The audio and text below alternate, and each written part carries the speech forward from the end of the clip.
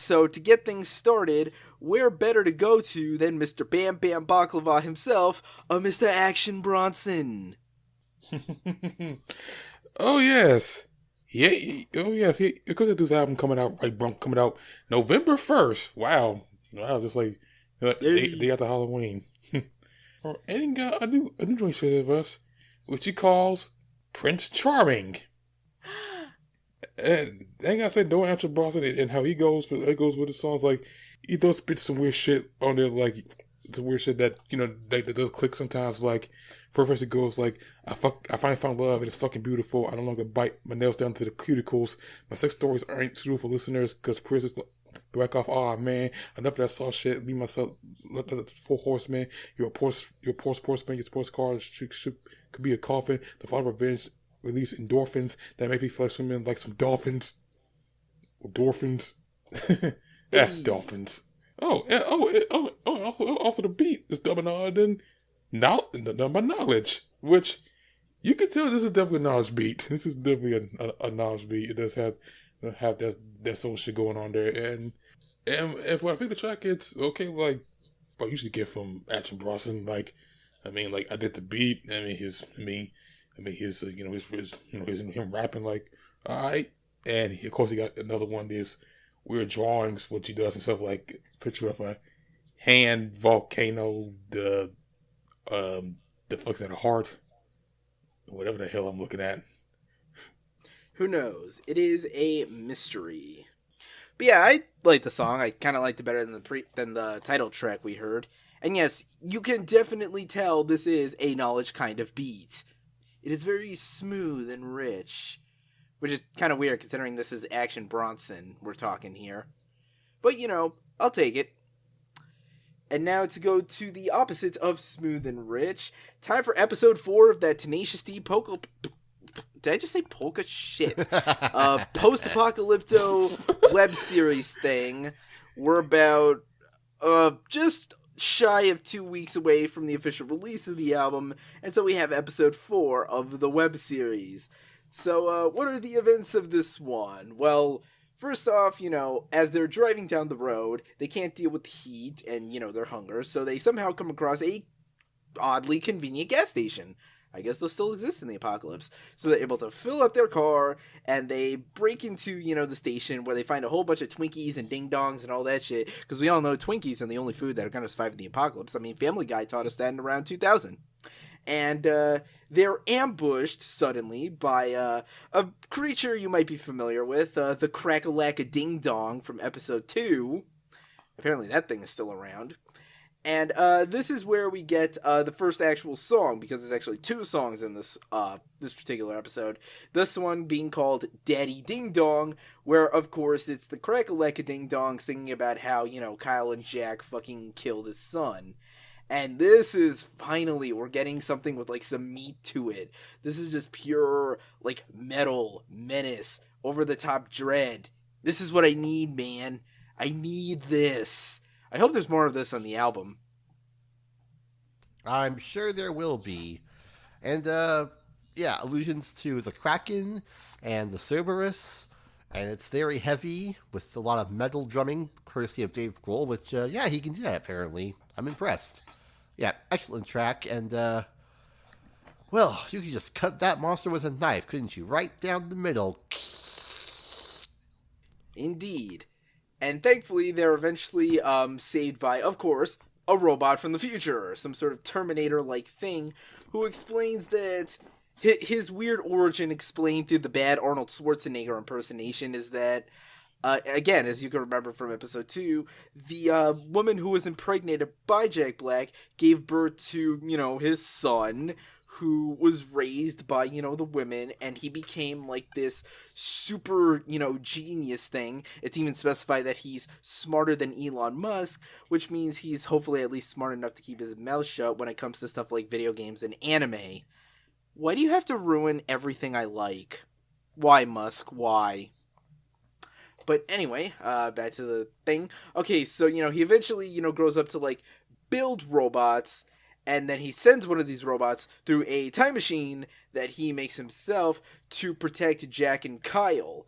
And this includes everything from a whole lot of weapons to functioning female genitalia for them to use at their own.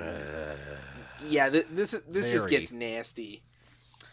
Oh, damn. And of course, naturally, he comes by to give them a message from, Jack's elderly son from the future, and gives them a way to save the world, which involves, going to Washington, D.C., and obtaining the Crystal of Gilgamesh, which is guarded by a Gorgon, clan members, and Nazis. But then I repeat myself. Just like in real life.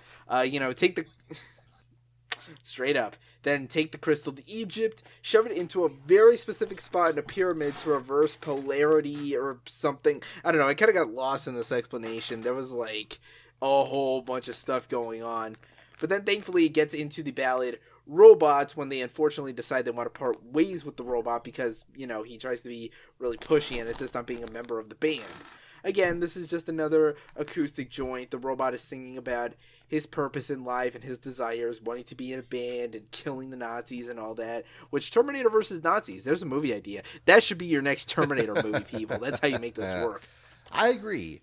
And I got nothing much to say about the song. It's a nice little acoustic piece, but I think we all could have done without the rather detailed genitals in that scene. Yeah, that goes on way too long. I think I'd rather watch the puppet sex from Team America. But anyway, after that whole spiel, they decide to invite the robot along, at least as long as he stays 100 feet away from them at all times. But then again, how they get in the car with them, and it's Tenacious D. Either at this point you're on board or you're not. And I'm still on the fence as to how the whole thing, ultimately plays out at the end. I just hope we get more metal than all the acoustic ballad stuff, There needs to be balance in this world. And speaking of balance, let's move on to the realm of technical progressive metal mixed with IDM. In this case, a lovely lad from, I think he's French, by the name of The Algorithm, who I've mentioned multiple times on this podcast that I am a fan of, is dropping his fourth full-length studio album on November 2nd as well. This one titled Compiler Optimization Techniques. And so we have the first song released from the album, Binary Space. Yeah, can you tell there's a computer theme here? And, it opens up pretty much right away, less computery and more just those triplet black metal kind of thing with the blast beats and the tremolos and everything, with the fluttering electronics that then, all segues into metalcore chugs with more of those stuttering synths and computery bleeps and blips. And, obviously there's touches of the gent with, the bleeps everywhere. There's kind of a spark break where, there's more stuttering synths, but kind of a rumbling bass to it as it feels kind of numbing and ambient, very video gamey. More layers of that are added on along with the percussion and everything, and eventually everything kind of builds to this big stomping sort of metal part where everything is more mid-tempo, and it's kind of almost sounds a bit spoop-tastic in a way, before then basically turning into one of those Mega Man metal covers that everybody thinks they're the first person to do on YouTube and everything. But it is what it is. Then there's that outro, of course, with kind of a post-metal-ish vibe where the synths kind of get buried amongst, the guitar melodies and everything. This one seems like it's, again, one of those albums that, much like the previous one, is more focused on veering back and forth between the metal and the electronic parts, perhaps to a greater degree. I mean, I'm kind of digging it, but, it kind of depends on how the whole album kind of, if it sticks to landing, basically. I could see this possibly going awry if not carefully managed.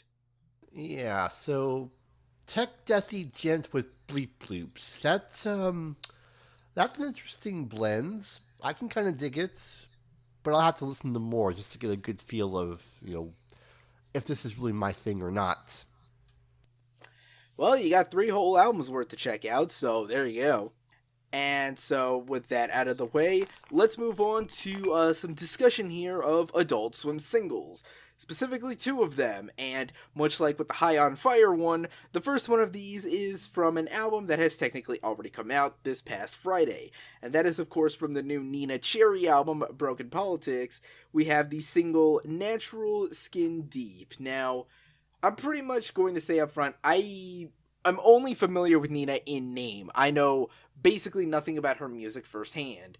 But I will admit my attention was caught because this was album apparently produced by Fortet, who, had the album that came out earlier in the year, and that's kind of been on rotation at the station a lot, so I've been, kind of getting into it a bit. And yeah, I'll say his production is something I really dig here. It's almost kind of like a weird blend of like dance hall meets MF Doom, because you get a lot of those like I'm trying to remember that percussion name. I think it's the marimbas. I believe that's the name of it. Those steel pan drum things, and a lot of those cartoonish like warping around and laser sound effects. Just all up in there. I mean, shit, you even get a saxophone break in there near the middle. And plenty of MLG air horns, in case you need the meme potential for this song to be off the charts. Oh, right, of course, I forgot. Neneh Cherry is here too, doing vocals and stuff. And she's pretty good on it. But seriously, that production is some killer shit, man. Oh yes, I definitely love production on this here. Like, this sounds like something I hear like way back in like the late '90s. Like you hear like something like one of those weird R&B videos where you got the synthesizer on, and the production is definitely killer. And the vocals here, they're very good for the intro. Like, I'm liking this joint. I'm really digging this.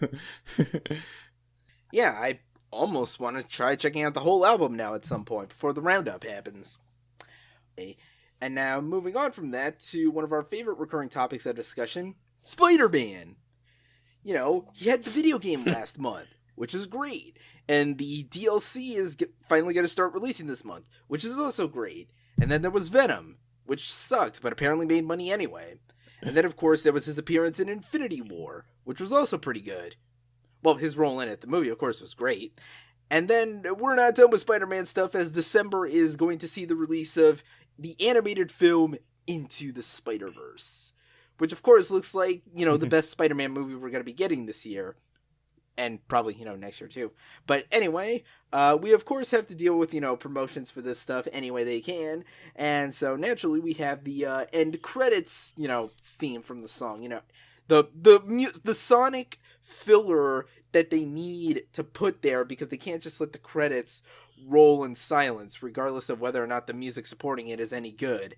This time around, we have the saucy postman himself, Mr. Post Malone, teaming up with Ray Shremmerd's own Swae Lee on a track called Sunflower. And I will say, the video you can find for this helpfully uses comic book paneling and graffiti in the background to spell out the lyrics to the song, which is certainly helpful since you can barely make out what Swae Lee is singing, with his auto-tune cranked up to hell and, his vocals buried kind of a little bit low in the mix. It just sounds like it blends in with the actual beat to the point where the two are almost, basically just, kind of melted into each other. It's kind of awkward and annoying. And then Post Malone is here too, and he, posts whatever it is Post does.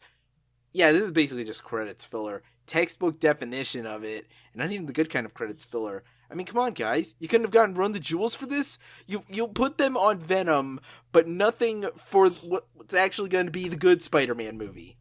I don't get this world, man. Yeah, what he said. He said, this song, it's, I mean, it's, well, yeah, it is fillerish. It's like once again, a song just comes in and out of your head. It's like that, the poppy shit that Post does, which Post, he's alright. Swae Lee, I couldn't make what he said. Good thing the lyrics got, captions of it, getting the lyrics and shit. But yeah, I mean, only thing I say is, I hope the movie's good. I mean, it looks like it'll be better than what's his face. And hey, there's Peter Porker. Spider Ham. There really is a Spider Pig. They weren't just making that up for the Simpsons movie. Yeah, it really is a thing. I suppose we have to end things off on something that's a little bittersweet in a lot of ways. Yep, this is definitely a good news, bad news situation. The good news, we have a new track from Babymetal. The bad news, Babymetal has lost a member, as it appears Miss Yui Metal has gone off to start her own solo career. You know, after having to be absent from, I forget how many tours it was. Like, I don't know if it was like 2 or 3, but she's been missing from the touring with the band for a while, so it kind of left things up in the air. Yeah. To keep it short, idol culture is rough in Japan. It is a very, very, very rough culture to be a part in, and it does take a toll on your health, both mental and or physical. So obviously, we're wishing all the best for Yui as she ventures off into her next chapter of her career. As for the rest of Babymetal, well, we might be getting some things going into a different, heavier direction. Yes, as the song in question, a track called Starlight, is gent. Yes, it goes way down tuned. That gent is tuned low, down to C sharp. Low C sharp. Wait, C sharp is a thing? That low, huh? Yeah, here's what you do. Get a guitar, add 3 more low strings to it, and you'll have the perfect guitar to play this song on. Just ask Andrew Baina. References. But yeah, the riffs are super money and low end, lots of that syncopation, plenty of, more choppier chord progressions in there. Of course, there's that breakdown, man. The breakdown right before the clean bridge, getting back more into the chorus, which, I gotta say, it's really funny to me that the chorus has probably the heaviest riff in the song, the 9-string gent, evil riff from hell. But then that's the part where, like, the vocals are at the most melodic and soaring. It's almost deliberately comedic in a way. Honestly, if I had to put it best, this whole song very much feels like early Periphery, like debut album Periphery in a sense. Mm-hmm. You say that, but after that first chorus, there's kind of a staccato-y section. I recall Andrew Baina on his cover video, and it sounds a good bit like After the Burial, where it has that very choppy staccato guitar section, that and then the boom. You know what I'm talking about, right? Yes, I'm aware. Yeah, and it's heavy. This song is heavy, but the lyrics, they're anything but. They kind of do feel like they're meant to be a fitting tribute and send-off to Mikio Fujioka, who unfortunately passed away earlier this year. And it presents itself as that's right. Sort of yin-yang snare. You have the really super heavy, guitar chords with these uplifting and very bright and even inspirational, lyrics and vocal delivery. It's an interesting molding of the two styles, and I really dig this song. It is so good. Indeed. Now, where's that third album? Next year, probably. Better be.